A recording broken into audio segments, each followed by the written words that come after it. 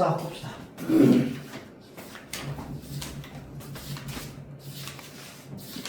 페이지 232페이지. 아니다.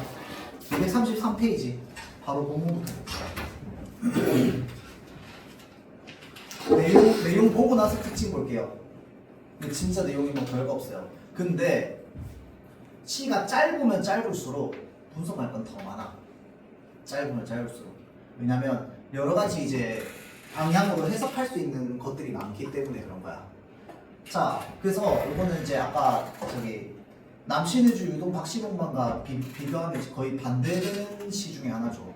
나온 시기는 거의 비슷해요. 둘 다 일제강점기 때 나왔고 1920년대 20, 30년대. 자, 내용 보면 산유화입니다. 산유화. 산에는 꽃 피네, 꽃이 피네. 가을, 봄, 여름 없이 꽃이 피네. 자, 그래서 지금 산에는 너가 피어난다, 꽃이 피어난다. 산이라고 하는 공간, 그 다음에 꽃이라는 이 생명체가 피어나. 자, 보세요. 가을, 봄, 여름 없이 꽃이 핀다라고 했으니까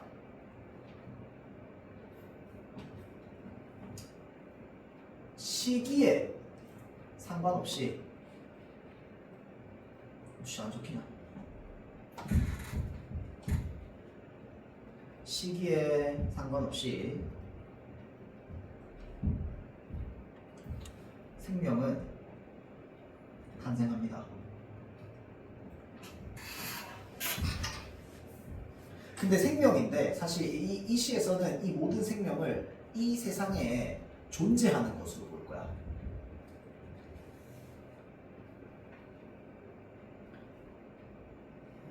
그래서 사실 이 시는 존재의 본질에 대한 시거든요.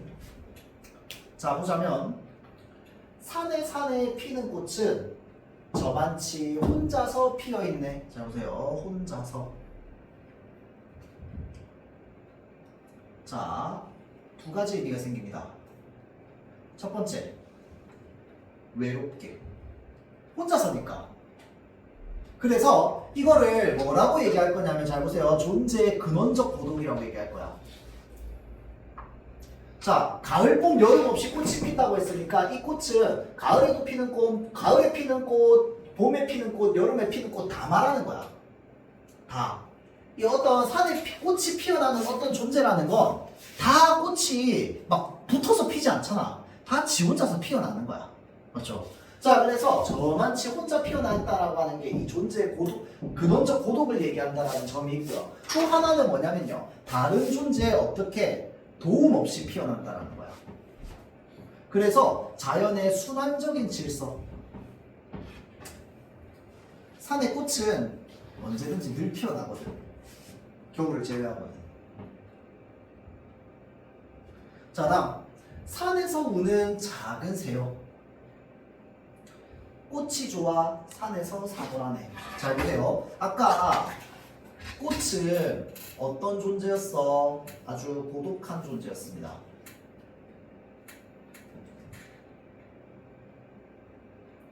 근데 얘를 작은 새가 어떻게 하고 있어? 좋다고 얘기하고 있잖아. 자, 그래서 잘 보세요. 뭐 실제로 생각하면 동물이 뭔가를 좋아하는 게 가능하긴 하지. 맞죠? 근데 여기서 좋다고 얘기하는 건 기본적으로 새가 그 꽃을 좋아하는 것도 있지만 누가 좋아하는 거냐면 화자가 그 꽃을 좋아하는 겁니다. 그 고독하게 자연스럽게 혼자서 피어나고 있는 그 꽃을 화자가 좋아하는 건데 그거를 작은 새라고 하는 존재를 내세워서 좋아한다고 얘기하는 거야. 그럼 생각해봐. 그 꽃을 좋아하는 건 화자야.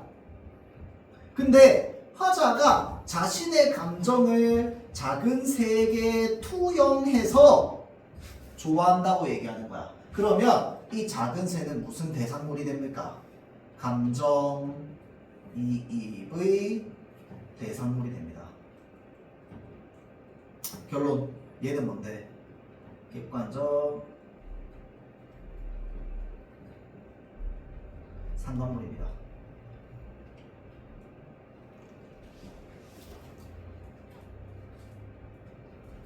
화자가 이 작은 새에게 감정을 이입해서 이 작은 새가 저 혼자 피어난 꽃을 좋다고 얘기하는 거야. 그래서 이 작은 새는 꽃이 좋아서 이 산을 산호라네. 자, 다음 산에는 꽃이네. 소멸이야. 꽃이네. 가을, 봄, 여름 없이 꽃이네. 이게 중요합니다. 자, 생각해봐. 그냥 가을, 봄, 여름 없이 꽃이 피네 이러면 꽃이 피어나는 생명력에 대해서 얘기한다고 생각할 수 있는데 이 마지막 연 때문에 존재에 대한 이야기로 넘어가는 거야. 왜? 이번에는 여기서 뭐라고 얘기하고 있어? 가을, 봄, 여름 없이 꽃이 뭐야? 지는 거야. 시기에 상관없이 꽃이 지기도 한다는 거야. 시기에 상관없이 꽃을 피기도 하고 시기에 상관없이 꽃이 지기도 하고 이 세상에 어떤 존재로 태어나는 때가 있으면 이 세상에 어떤 존재로 죽는 때도 있는 거야. 그게 뭐야? 삶이야, 삶. 그래서 우리의 삶은요, 기본적으로 탄생과 그 다음에 소멸이라고 하는 그 선 지점이 있는데 이 탄생과 지점 안에서 이 돌고 있는 게 우리의 삶이거든. 자, 그래서 이 우리의 삶이면서 동시에 이 세상에 존재하는 모든 것들입니다. 그래서 이 시는요, 그 존재라고 하는 것이 근원적으로 가지고 있는 고독감, 존재의 근원적 고독이라고 하는 게 뭔지 압니까, 여러분들? 이 세상에 태어났기 때문에 느끼는 필연적 고독을 말하는 거야. 이 고독은요, 여러분들, 그냥 나 친구 없어 고독해, 나 여자친구 없어서 고독해, 나 모쏠이라서 고독해, 이거랑은 전혀 다른 의미입니다. 그런 게 아니고 이 세상에 태어남으로써 느끼는 근원적 외로움을 말하는 거야. 근원적 고독. 알겠죠? 자, 그래서 이러고 끝이거든요, 여러분들. 시가. 자, 옆에 보세요. 그래서 이 시에서 이 꽃이라고 하는 대상은요, 이 세상에 생성하고 소멸하는 자연물인데 사실은 이 세상에 생성되고 소멸되는 자연물은 이 세상에 있는 모든 생명체야. 모든 생명체. 그래서 단순히 꽃이라고도 얘기할 수 없고 꽃이니까 이 산이야. 그러면 꽃이면 그 꽃을 둘러싸고 있는 산이 있어. 우리 인간이면 뭐겠어? 이 세상이지. 이해돼요? 꽃에게 산이 있다면 우리 인간에게는 이 세상이 있는 거야. 그러면 결국은 이 세상에 존재하고 있는 모든 이 존재물에게 화자는 무엇을 주고 있는 거야? 사랑, 애정을 주고 있는 거야. 알겠어요? 그래서 우리 존재는 모두 고독한 존재이지만 그럼에도 불구하고 이 화자는 이 새라고 하는 대상을 내세워서 뭐 하고 있어? 감정을 이입해서 좋아한다고 얘기하는데 이 새 역시 무엇에 해당합니까? 모든 생명체 중에 하나입니다. 생각해봐. 얘도 탄생과 소멸하는 애야. 근데 탄생과 소멸하는 애가 얘 좋다. 좋아서 산에 산다잖아. 맞지? 그러면 얘도 가을, 봄, 여름 없이 죽을 거 아니야. 가을, 봄, 여름 없이 태어날 거고. 맞죠? 자, 그렇기 때문에 이 꽃과 함께 자연의 순환적인 질서, 가을, 봄, 여름 없이 탄생하고 가을, 봄, 여름 없이 소멸하는 그 원리 속에서 함께 살아가는 존재인 거야. 함께.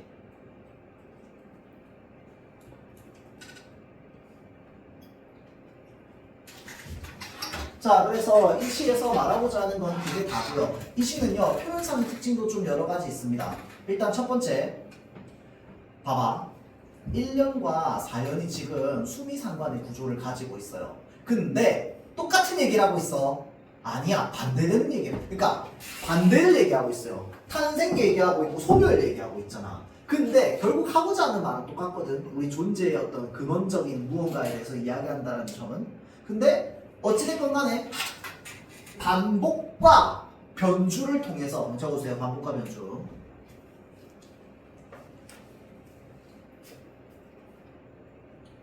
를 통해서 수미상관의 구조를 만들어서 형태적인 안정감을 가져다주고 운율을 형성하는 거야. 자, 그럼 생각해봐. 화자가 이 작은 새를 내세워서 어떤 이 꽃이라고 하는 존재, 이 존재라고 하는 것에 대해서 애정을 좀 드러내긴 했지만 화자가 이 시에 등장해가지고 뭐가 좋다, 슬프다, 뭐 좋다, 안 좋다 이런 거 얘기한 거 있어? 없어요. 화자는 직접적으로 감정을 드러내지 않았습니다. 맞죠? 그래서 무슨 태도, 여기 하나 더, 이번에 또 있네. 관조조 태도. 이번에 틀리기만 해봐라. 관조라고 하면 관자가 이제 관찰하다는 거야. 그냥 이제 바라만 보고 있는 거죠. 그래서 화자는 그냥 이 세계의 순환적 질서 자체를 그냥 바라만 보고 있는 거야.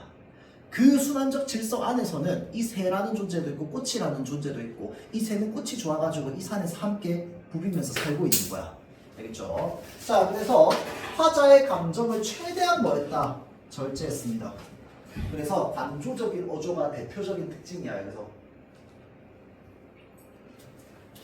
자, 다음 반복을 통한 리듬감 형성. 반복은 엄청 많지.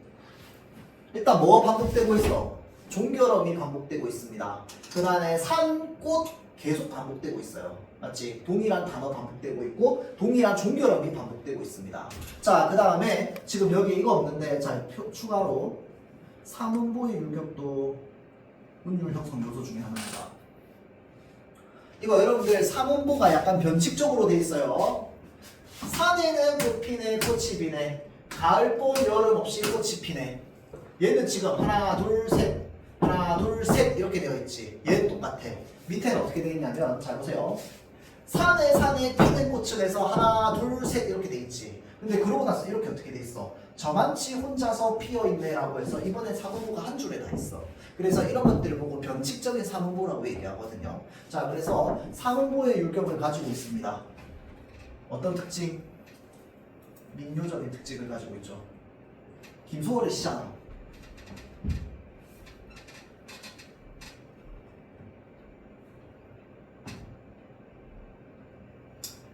가군의 효과가 뭔지 압니까, 여러분들? 가군 여러분들이 제일 잘 아는 거야. 가군을 영어로 하면 뭔지 알아요? 라임입니다. 라임이 맞춰져 있다 이 말이야. 가군은요, 각자가 뭐냐면 다리 각자입니다. 다리 각자. 우는 이제 운율이고요. 그래서 이 문장의 다리 부분은 뭐야? 뒷부분을 말하는 거잖아. 끝부분. 그래서 문장의 끝부분에 운율이 맞춰지는 걸 보고 뭐라고 한다? 가군이라고 합니다. 산에 꽃이 네. 산에 산에 산오라 네. 꽃이 네. 꽃이 지네. 지금 이 문장마다 끝부분에 뭐가 있어? 문장의 끝맺음에 뭐가 되어 있어요? 운이 맞춰져 있습니다. 알겠죠? 자, 그래서 이런 것들을 보고 우리는 가군이라고 합니다. 알겠죠? 가군. 자, 그래서 뭐 그게 다구나.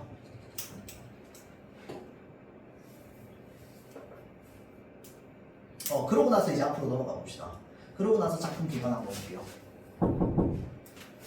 자, 이 시의 주제는요. 이 시의 주제는 생명과 소멸을 반복합니다. 이걸 보고 우리 뭐라고 한다고? 순환적이라고 한다고. 순환적 질서, 자연의 순환적 질서.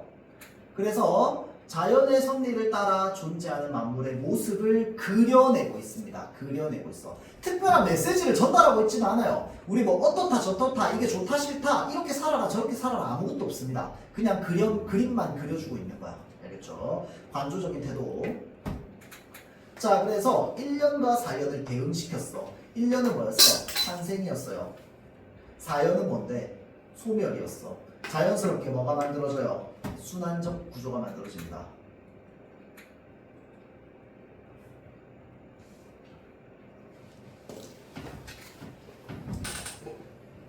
자, 그래서 여기까지 하고 자, 그럼 넘어갑시다. 다음 236페이지 볼게요.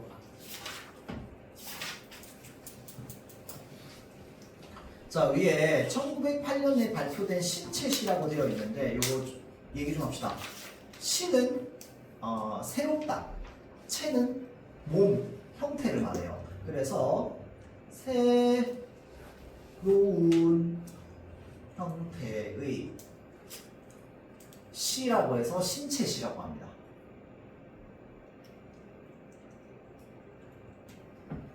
그래서 해에게서 소년에게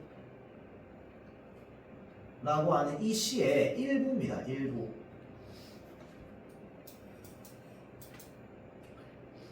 자, 그래서 요게요, 옆에 요거 설명 좀 한번 봅시다. 이 시는요, 근대 초기의 사상과 정서를 담았습니다. 자, 이 신체시라고 하려면 일단 기본적으로 그냥 우리 이 동양 조선은 이 우리 한반도의 문화에서 뭔가 새롭게 만들어진 게 아니고요. 어떤 서양의 문물이나 서양의 문화나 다양한 것들이 우리 이 한반도로 급격하게 밀려오면서 여러분들 모더니즘이라는 그 말이 있는데 모더니즘을 우리말로 그대로 이제 번역하자면 그냥 근대주의야, 근대주의. 맞죠? 근데 이 모더니즘이 하나의 어떤 예술의 형태란 말이야. 맞죠? 자, 그래서 이 모더니즘이라고 하는 것 자체가 어차피 외국에서 온 거 아니야. 그치? 그래서 이런 것들을 모더니즘, 포스트 모더니즘 뭐 이런 식으로 이야기를 하는데 그런 근대적인 사상과 정서는요, 단지 우리나라, 우리 한반도 안에서만 자연 발생적으로 생긴 게 아닌 거야. 다양한 것들이 막 들어오고 섞이고 이러는 와중에 새로운 것들을 발견하고 새로운 방식을 발견해서 표현한 작품이다. 자, 그래서 봐봐. 새로운 형태야. 그러면 무엇을 파괴해요? 기존 질서를 파괴하지. 그리고 새로운 세계로 나아가야 된다라고 하는 이념을 노래합니다.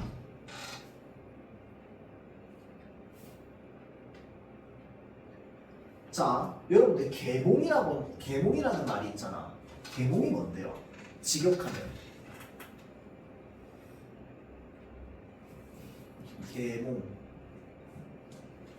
계몽은요 서양 개념이에요. 어차피 계몽이라는 말 자체가 어차피 서양에서 왔어. 서양 개념인데 이제 계몽이라고 하는 건 이 완전 깜깜한 무지 상태에 있는 사람들을 어떻게 하는 거야? 근대적 지식을 주입해가지고 하면서 이 깜깜한 이 우리 눈을 가리고 있던 걸 다 벗어버리고 새로운 세상을 맞이하게 하는 어떤 느낌을 들게 하는 그런 것들이 계몽인 거야.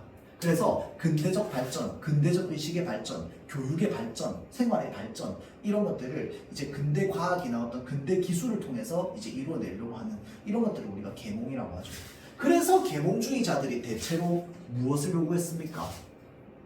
저기 서양에서 프랑스 혁명이라든지 뭐 영국에서의 혁명이라든지 이런 혁명을 주도하는 사람들이었잖아. 우리 이렇게 차별받으면서 살 필요 없어. 인간은 다 동등해, 평등해 라고 하면서 이제 주장했던 거 아니야. 그래서 이 계몽이라고 하는 것이 이 근대적인 어떤 의식이나 이런 것들이 성장하고 그런 것들이 주입되면서 만들어진 어떤 사상 중에 하나인 거야. 이 깜깜이 무지한 상태에 있는 사람들을 우리가 일깨워가지고 근대적인 지식을 바탕으로 좀 우리 삶을 좀 더 나은 방향으로 이끌어 나가자 라고 이야기를 하는 거죠. 자, 그러면 생각해봐. 우리 삶을 좀 더 나은 방식으로 이끌어 나가자 라고 얘기하는 이유는 뭘까요? 이때 당시로 따지면 연도는 1908년이야. 뭘까요? 우리는 1908년에 이 외세의 영향을 너무 심하게 받았어요. 맞죠? 우리 땅에 청나라도 들어와, 러시아도 들어와, 일본도 들어와, 전부 우리나라 땅에서 전쟁하고 있잖아. 맞죠? 그리고 지금 이제 곧 1908년 이후에 이제 일제의 간섭이 훨씬 더 심해지려는 어떤 시기였단 말이야. 그럴 때 우리 뭐 하자? 근대적으로 개화해가지고 이 근대적인 것들을 받아들여서 더 나은 쪽으로 나아가자 라고 하는 어떤 의미가 좀 담겨있다고 보면 됩니다. 알겠죠? 자, 그래서 내용 한번 볼게요. 자, 철석 쏴. 그러면 뭐가 근대적인데? 이거야. 예전엔 이런 걸 상상할 수 없었어요. 우린 되게 아무것도 아니잖아. 그치? 근데 봐봐. 철석을 얘기하는데 철랑 비유를 떼가지고 철석 이렇게 느낌이 나게끔 하는 시도 자체가 없었어요. 왜? 사실 조선시대 때는 이런 한글보다 한자를 더 많이 썼잖아. 그러니까 한글을 적극적으로 많이 쓰기 시작한 이 시기는 한 1800년대 말부터 1900년대 초 요때부터 이제 한글을 엄청 많이 쓰기 시작한 거거든.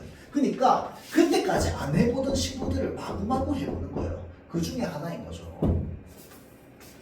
자, 그래서 지금 무엇을 나타내는 거야? 파도 소리를 나타내는 거죠. 파도 소리, 철썩. 자, 파도처럼 밀려 들어오는 무엇을 상징하냐면 신문명을 상징합니다. 새로운 문명. 그리고 이 파도가 어떻게 하냐면 파도에 맞는 대상을 때리고 부수고 무너뜨려 버리는 거야. 그러면 이 파도는 지금 신문명을 상징하는데 얘가 때리고 부수고 무너뜨려 버린다는 건 파도가 지금 여기를 덮쳐버리는 거 아니야. 맞죠? 파도가 덮쳐버리는 거기 때문에 이거는 지금 화자가 가지고 있는 이 개화에 대한 열망의 의지라고 볼 수 있습니다. 개화가 뭔데요, 여러분들? 개화는 사실 우리나라로 들어오면서 의미가 조금 변질됐어요. 변질됐는데 우리나라로 오면서 변질된 의미가 바로 뭡니까? 개방이었죠. 개방. 다른 나라로의 개방이었습니다. 그걸 이제 개화라고 했죠. 그래서 다른 나라로 개방해서 무엇을 받아들인다? 서양 문물을 받아들인다가 개화죠. 우리나라 개화 개념은. 자, 태산같이 높은 산, 집채같이 있는 바위, 집채 같은 바위. 그러면 이 산과 이 바위는요, 여러분들 생각해봐. 파도가 오면은 파도를 뭐 하는 존재야? 막는 존재잖아. 그치? 그러면 이 파도를 싣고 운명을 상징한다고 생각하면 얘네들은 뭔가야? 새로운 문명이 들어오는 장애물들인 거야. 알겠어요? 자, 그래서 개화에 방해되는 세력들입니다. 요게 뭐야? 요게 뭐야? 나의 큰 힘. 여기서 말하는 이 나는 이제 파도겠죠, 파도. 그래서 이 큰 힘이라고 하는 게 이 문명의 개화를 이루려는 큰 힘을 말하는 거야. 아느냐 모르느냐 호통까지 하면서 때린다, 부순다, 무너버린대요. 자, 그래서 개화의 의지가 드러나는 거야. 자, 다음 볼게요. 철석, 철석, 철석. 자, 내게는 아무것 두려움도 없답니다. 받아들일 준비가 돼 있다는 거죠. 육상에서 아무런 힘과 권을 부리던 자라도 힘과 권력을 부리던 자, 이 사람이 바로 뭔데? 구시대의 낡은 세력, 소위 말하는 꼰대죠, 꼰대. 꼰대는 뭐 인류 역사상 없던 적이 없잖아. 그럼 이때도 꼰대가 있었을 거 아니야. 그럼 이때 꼰대는 뭐겠어? 뭐 흥선대원군이나 이런 사람처럼 저기 뭐냐 개화나 뭐 서양 문물을 막 안 받아들이려고 하는 사람, 그런 사람들을 지금 이 화자는 꼰대처럼 바라보겠죠. 그래서 이 구시대의 낡은 세력,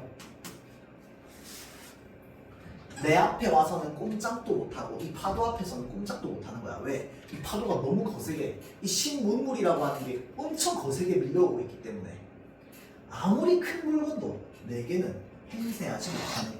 그 정도로 뭐야? 이 파도가 엄청나게 강하다는 걸 나타내고 있는 거야. 그 어떤 물건도 이 파도를 막을 수 있다 없다? 없다는 거야. 이 개화의 물결을 막을 수가 없어. 내게는 나의 앞에는 이 파도가 치고 있는 모습에 대해서 얘기하고 있죠.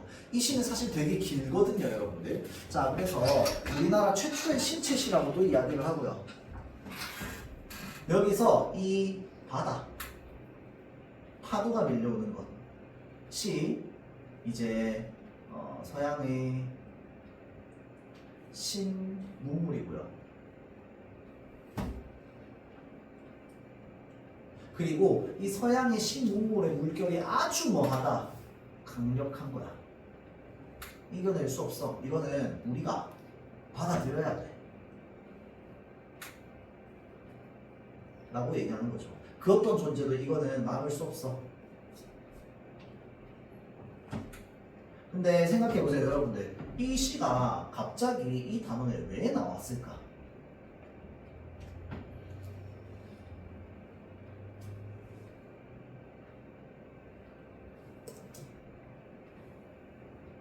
자, 요거 2번 보세요.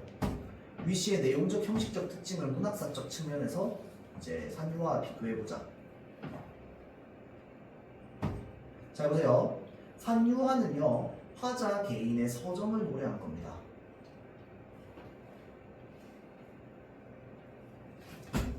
달리 위 시는 파도치는 바다의 위력적인 모습을 통해서, 자, 보세요. 기존 질서를 타파하고 새로운 문명을 받아들이자는 계몽의 필요성을 전달하고 있습니다. 그럼 이건 개인의 서정이야? 아닙니다. 우리 사회에 대한 이야기야. 그럼 집단에 대한 이야기지. 맞죠? 개인, 자기만 가지고 있는 어떤 개인적인 아주 사적인 정서, 감정 이런 건 아닌 거야. 우리가 이렇게 나아가야 된다는 마치 주장과도 같은 시인 거야. 알겠죠? 그런 면에서 개인의 정서를 노래하는 거랑은 조금 다르죠.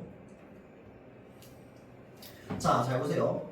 자유시에 근접해가는 과도기적 형식을 보여주고 있다. 이게 뭐냐면요, 우리 시는요, 그러니까 현대시라고 하는 것 자체가 언제부터 시작됐겠어? 1800년대 말, 그러니까 한 가보개혁 전후로 시작됐을 겁니다. 그전에는 우리 시라고 하는 거 뭐밖에 없었어? 시조, 가사문학밖에 없었어요. 맞지? 아니면 민요야. 그런데 생각해봐. 시조, 가사문학, 민요 전부 무엇을 가지고 있게요? 이 강제로 운율을 맞추려고 하는 것들에 좀 가깝습니다. 민요 몇 음보야? 3음보야. 가사문학 몇 음보야? 4음보야. 시조 몇 음보야? 4음보야. 그리고 시조랑 가사는 맨 마지막 줄 첫 음보에 몇 글자로 써야 돼? 3글자로 써야 돼. 너무 억압적이란 말이야. 자유식은 뭐야? 그런 것들을 지켜도 되고 안 지켜도 되는 내 마음대로인 거야. 그래서 지금 요 김소월의 시랑 그 다음에 요 이 최남선의 시는 거의 비슷한 시기인데요. 1910년대. 자 보세요. 다시 앞 페이지로 넘어가 볼게요. 이제 235페이지. 이 김소월의 시가요. 민요조의 시가 그러니까 민요적 율격을 가지고 있는 음보율을 사용한다는 점에서는 이 우리나라 문학의 전통을 수용했습니다. 근데 겉으로 아까 내가 얘기했잖아. 사무부가 고정이야 아니면 약간 변칙적이야. 변칙적이라고 했잖아. 그쵸? 자 그래서 이 내재적인 리듬을 사용하는 서구의 자유시를 좀 수용해서 아까 가군의 효과라고 했잖아. 이 가군이라고 하는 것 자체가 여러분들 서구적인 겁니다. 그래서 라임이라고 얘기하잖아. 내가.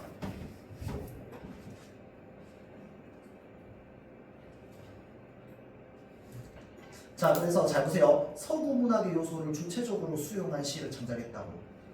이게 단지 운율만은 아니야. 뭐냐면 내용도 마찬가지야. 존재의 근원적 고독에 대해서 얘기한 가사문학이 있어요? 시조가 있어? 없어요. 존재의 근원적 고독하면 뭐가 떠오를까요, 여러분들? 그냥 우리 지금 얘기해봐. 뭐 지금 이제 뭔가 생각을 해보자면 저기 문과생들한테 존재의 근원적 고독과 관련해서 물어본다면 거의 대부분 서양 철학자 얘기할걸? 실존주의 철학자들 뭐 여러분 아는지 모르겠지만 하이데거 그 다음에 데카르트 뭐 이런 사람들 얘기할 거야.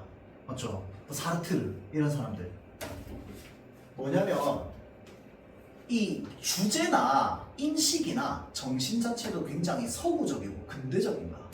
김소월 하면 여러분들 일반적으로 생각하는 건 뭐겠어? 먼 훗날 당신이 찾으시면 그때 내 말이 잊었노라. 나보기가 역겨워 가실 때에는 말없이 고이번에 들이오리다. 이런 좀 뭔가 되게 야들야들한 어떤 사랑 노래 뭐 이런 것들만 우리가 좀 떠올리기 마련이지만 사실 김소월 씨는요 되게 철학적인 어떤 뭔가 인식을 가지고 있는 작품도 은근 있습니다. 그리고 김소월은 사랑 얘기만 한 것 같지만 은근 우리 일제강점기에 고통받고 있는 민중의 모습도 많이 노래했어요. 생각보다 많이는 아니야. 그런 것처럼 이제 어떤 서구 문학의 형태나 이런 것들이 우리 문화로 막 들어오던 시기였거든. 그래서 이제 그런 식으로 좀 변형되어 가고 있는 이제 그런 것들이 좀 많이 나오죠. 백석이 시 한번 볼까? 백석이 시는 완전 서구화된 거야. 왜? 행이 엄청 긴데 행 줄도 엄청 길어요. 이 문장 자체도. 그래서 그런 이 모더니즘의 시의 대표 주자가 이제 정지용이라면 이 정지용의 유산으로 두 명이 나뉘는 게 윤동주랑 백석이에요. 윤동주, 백석, 정지용은 이 일제강점기 때 이 모더니즘의 대표 주자라고 볼 수 있습니다. 알겠죠? 이 모더니즘이라는 어떤 시의 형식 자체가 굉장히 어떤 서구적인 영향을 많이 받았던 이제 시의 유형에 해당하죠. 그래서 그런 것들이 지금 이 단원에서 나오고 있다. 알겠죠? 그래서 굉장히 어떤 그때 당시로 보면 충격적인 시였던 거야. 우리 지금 보면 아무것도 아닌데. 알겠죠? 그래서 그런 게 좀 특징이다. 그럼 욕도 많이 먹었겠죠, 당시에. 자, 다음 238페이지 넘어갑시다.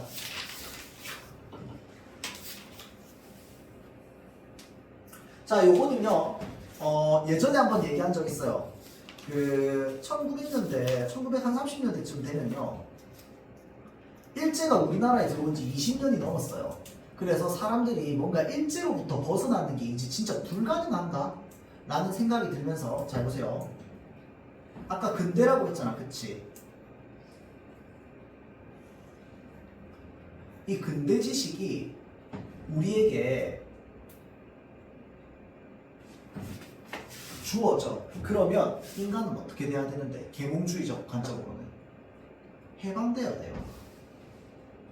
노예 해방되고 신분제 해방되고 민주주의 투표하고. 자, 이 근대 지식이 주입되면 우리 인간은 우리를 억압하고 있는 것들로부터 해방이 돼야 되거든. 그래서 1930년대 지식인들 정말 많았단 말이야. 그러면 이 1930년대 이 지식인들이 분명히 서양의 근대 지식을 배웠어. 근데 우리 삶이 나아져 안 나아져? 안 나아지는 거야. 그래서 어디로 빠지는 거야? 허무주의로 빠지는 겁니다. 그래서 실제로는 돼야 되는데, 해방이 돼야 되는데 실제로는 그러지 못한 거야. 어디로 빠지느냐? 무기력으로 빠집니다. 그래서 무기력한 지식인의 모습이 1900년대에 나온다고 해서 1900년대 초에 나온다고 했었죠. 30년대쯤에. 그게 이제 대표적인 작품이 바로 이겁니다.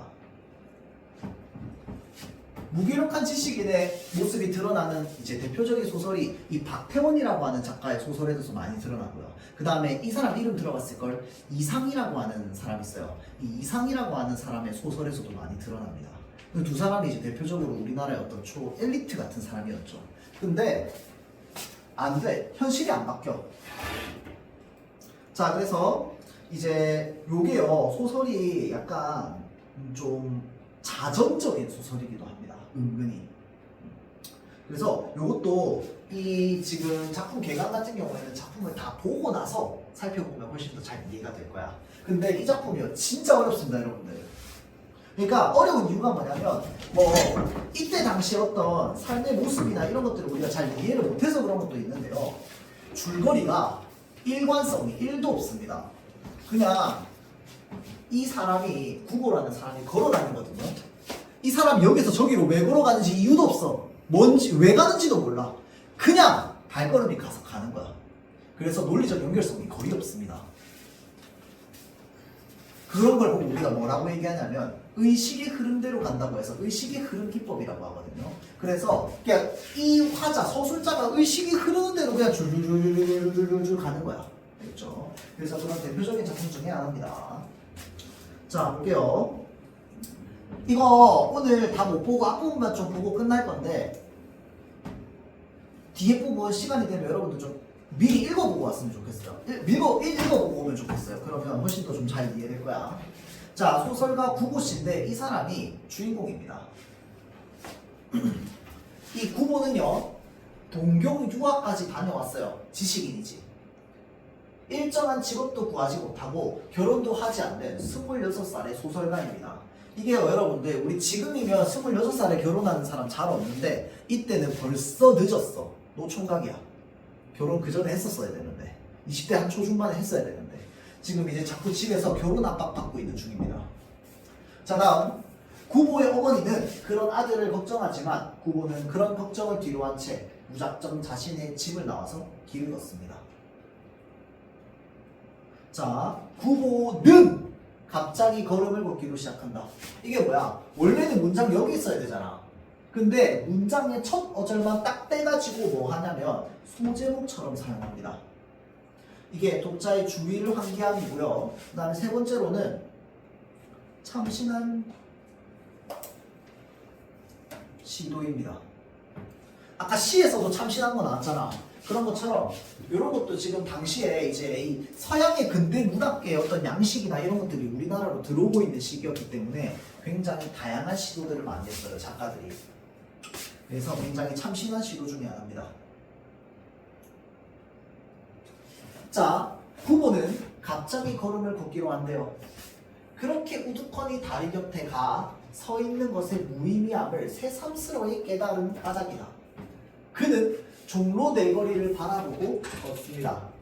구보는 종로 내거리에 아무런 사무도 갖지 않는데요. 그러니까 이게 무슨 말이냐면 자기가 구보가 종로 사거리로 왔는데 온 이유가 없는 거야. 아무 이유 없이 왔다 이 말입니다. 이게 무기력한 모습이랑 연결되는 겁니다. 구보는 이 소설 안에서 무언가를 하는데 목적 있게 행동하는 게 아무것도 없습니다. 알겠죠?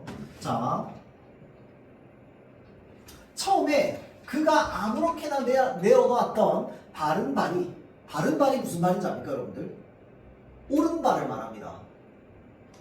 바르다의 반대말이 뭔데? 그르다. 그르다랑 또 다른 말이 뭐야?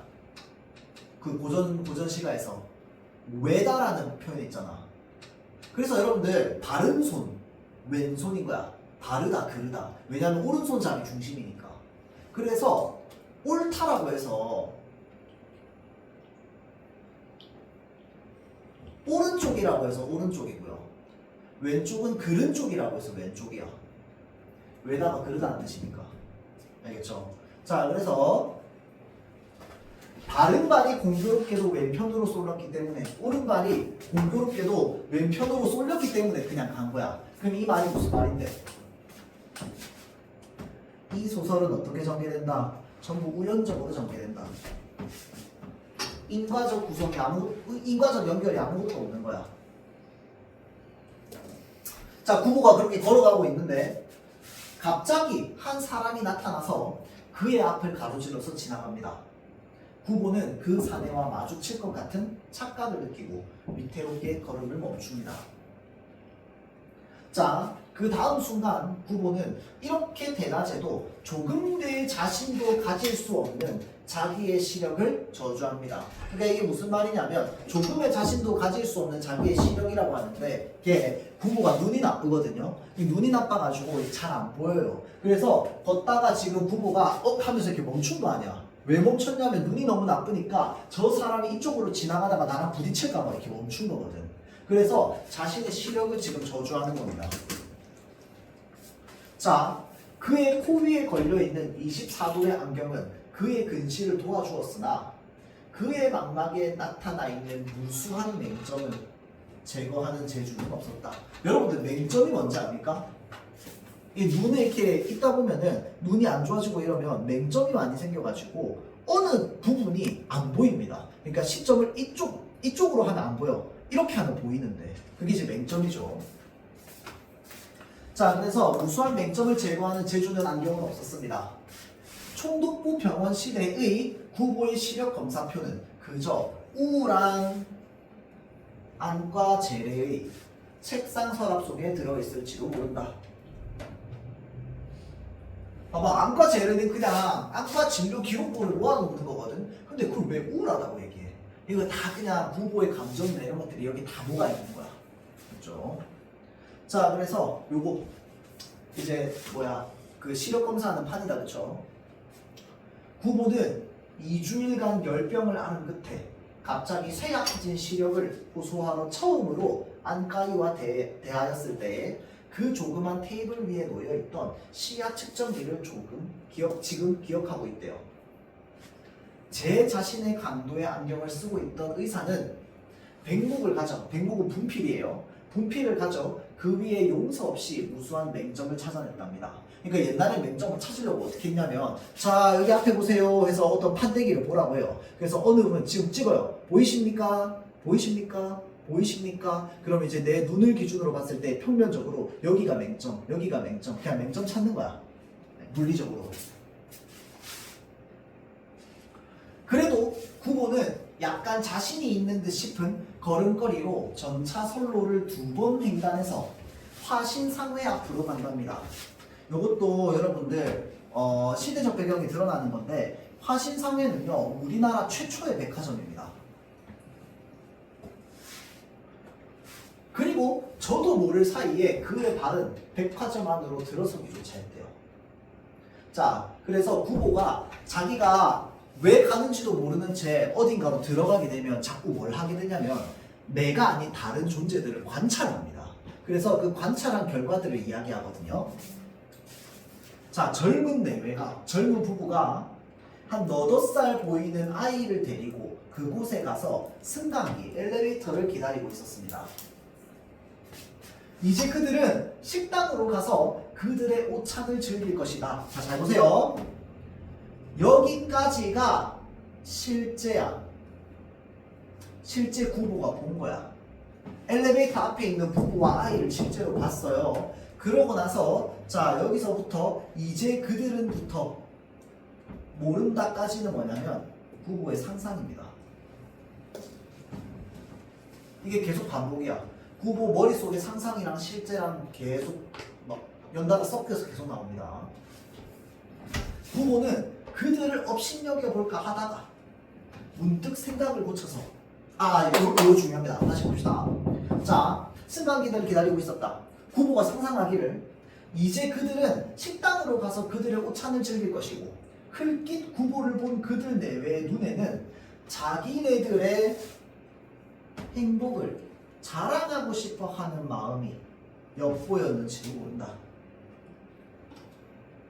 그러니까 구보는 안 행복하잖아. 지금 무기력하니까. 그런데 자기가 이렇게 돌아볼 때 젊은 부부랑 아기가 있는데 쟤네들은 행복해 보이는 거야. 근데 그거를 보고 부부가 뭐라고 생각하고 있냐면 저 부부가 일부러 나한테 행복을 자랑하고 싶어서 저렇게 나한테 보여주는 거야 라고 부정적으로 생각하는 거야. 왜?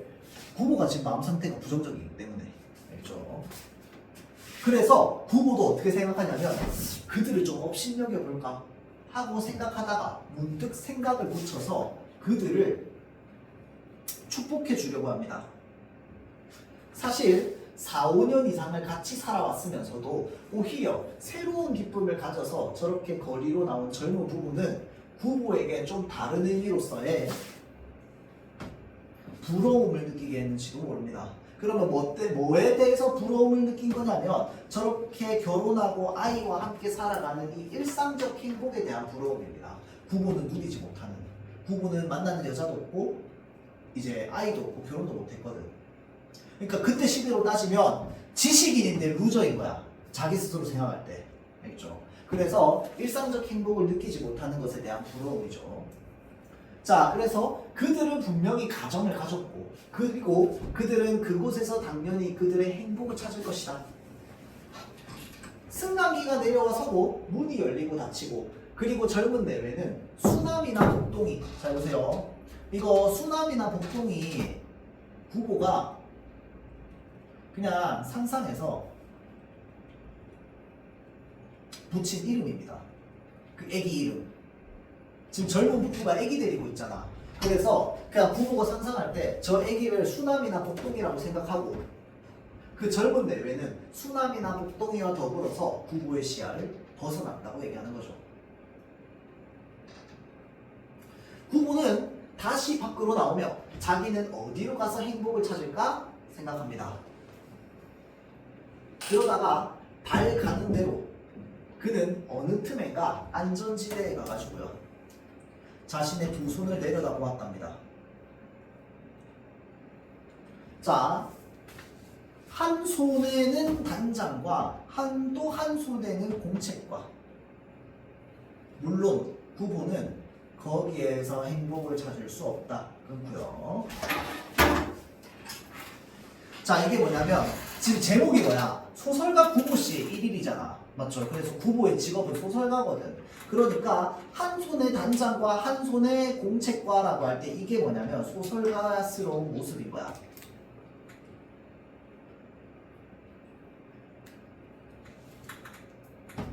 자, 소설가의 모습이야. 근데 여기에 무슨 표현이 써요? 거기서 뭘 찾을 수 없다고? 행복을 찾을 수 없다고. 그 말은 무슨 말이야? 소설가의 삶을 살아서는 행복을 찾을 수 없다. 무기력한 지식인의 모습인 거야. 알겠죠? 그래서 지금 여기 나와 있죠. 단장이라고 하는 건 짧은 지팡이를 말하는데 이 짧은 지팡이와 공책을 지니고 다니는 건 왜 공책을 지니고 다니냐면 소설가니까 뭘 하냐면 자기가 살면서 돌아다니면서 관찰했던 것들을 기록하는 습관이 있거든요. 그건 소설가 같은 느낌, 그 삶인 거잖아. 그래서 이 소설가로서의 면모를 보여주는데 까지만 생각합시다. 그 뒤에 건 생각 안 해도 될 것 같아요. 자, 그래서 어찌됐건 그것이 지금 구보를 행복하게 해주지는 못한다. 까지만 생각하고요. 그 다음부터는 이제 다음 장면이 나오거든요. 이거 장면이 있어요. 지금은 백화점 장면이 끝이야. 알겠죠? 그 다음 장면으로 넘어갑니다. 그 다음 장면에서 이제 전차로 들어갈 거야. 그래서 이 전차 부분부터는 다음 주에 보도록 할게요. 그렇죠? 자, 여기까지 정리하고 마칩시다.